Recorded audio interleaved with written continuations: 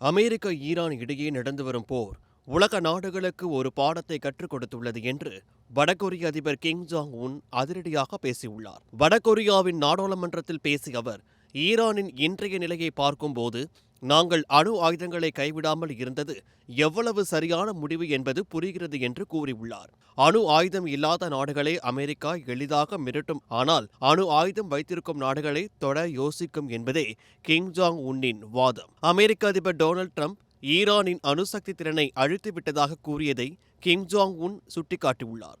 அமெரிக்காவின் இனிப்பான பேச்சுக்களை நம்பி நாங்கள் ஏமாறவில்லை.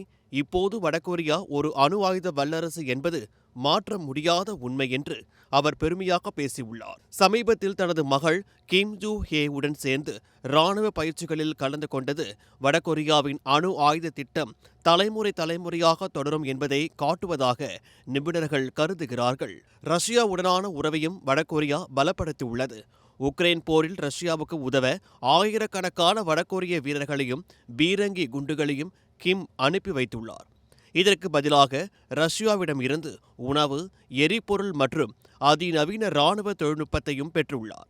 ரஷ்ய தொலைக்காட்சிகளில் வடகொரிய வீரர்கள் பயிற்சி எடுக்கும் காட்சிகள் வெளியாகி உலகையே அதிர்ச்சியில் ஆழ்த்தியுள்ளன.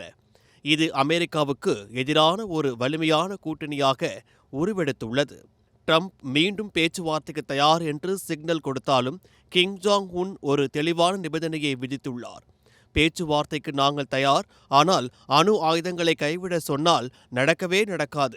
அமெரிக்கா எங்களை ஒரு அணு ஆயுத நாடாக அங்கீகரித்தால் மட்டுமே பேசுவோம் என்று கிம் திட்டவட்டமாக தெரிவித்துள்ளார். ஈரானின் நிலைமையை வைத்து பார்க்கும்போது வடகொரியா தனது பிடிவாதத்தை இன்னும் அதிகப்படுத்தும் என்றே தோன்றுகிறது.